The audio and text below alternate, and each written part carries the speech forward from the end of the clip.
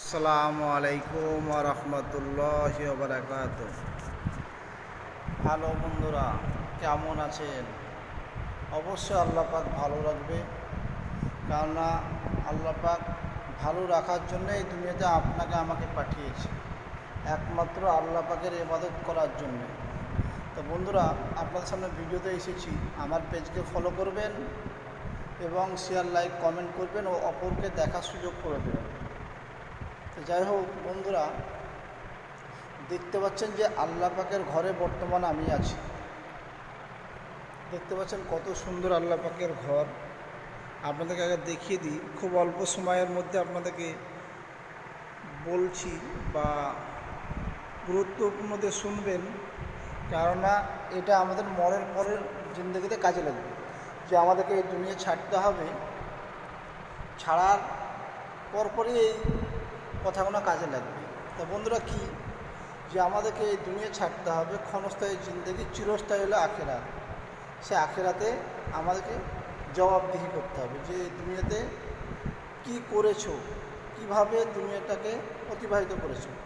তো বন্ধুরা, সে কবর খুব ভয়ানক জায়গা। কবর খুব ভয়ানক জায়গা। সেইখানে কোনো টাকা পয়সার কোনো ঘুষ লাগে না বা ন্যায়ও না। সেইখানে ঈমান আর আমল ছাড়া কোনো জায়গা নেই, ঈমান আমল ছাড়া কোনো রাস্তা নেই। সেই জন্যে এই দুনিয়াতে বেঁচে থাকতে থাকতে সে আখেরাত এর কাজ করে যেতে হবে। আমার মন চাক আর না চাক, কিন্তু এই দুনিয়া আমাদেরকে ছাড়তে হবে। এই দুনিয়া আমাদেরকে ছাড়তে হবে। তো অবশ্যই আমরা 5 ওয়াক্ত নামাজ অবশ্যই সময়ের প্রতি লক্ষ্য রেখে অবশ্যই পড়ব, কেননা বিবি বাচ্চা, টাকা পয়সা, ধন দৌলত সব পড়ে থাকবে দুনিয়াতে। শুধু আপনিই থাকবেন না, আমিও থাকবো না, সমস্ত কিছু থেকে যাবে এই দুনিয়াতেই। যে টাকার জন্যে সারা দিন আল্লাহর হুকুম, নবীর তরিকার বাইরে আমরা চলছি, সেই টাকা ইনকাম করার জন্য সে টাকা পয়সা, ব্যাংক ব্যালেন্স সব পড়ে থাকবে। বন্ধুরা, আমরা জানি মরতে হবে, কিন্তু তার সাথে অবহেলা আর তার সাথে গাফিলামও আমরা সেই শয়তানের ধোঁকায় পড়ে থাকি। সেই জন্যে আমাদের সবসময় স্মরণ করতে হবে যে মৃত্যু আমাদের খুব কাছে। মৃত্যুর কোনো গ্যারেন্টি নাই, কোন টাইমে কখন আসবে কেউ জানে না। সেই জন্য আমরা অবশ্যই বন্ধুরা, যে যেখানেই থাকি এই ভিডিও দেখছি, আমার জীবনকে পরিবর্তন করব। পরিবর্তন কি?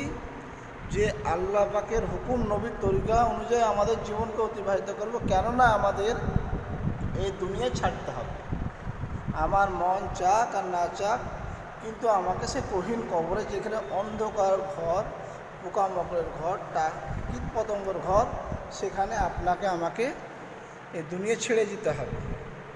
তো অবশ্যই বন্ধুরা, অবশ্যই আল্লাহ পাক প্রত্যেকটা মানুষের জ্ঞান বুদ্ধি দিয়েছে।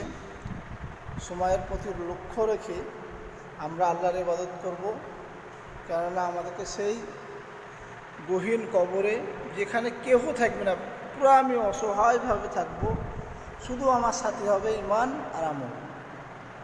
সেটা আমরা অবশ্যই এই দুনিয়া থেকেই সঙ্গে করে সঠিকভাবে আল্লাহ পাকের হুকুম, নবীর তরিকা অনুযায়ী জীবনকে অতিবাহিত করব।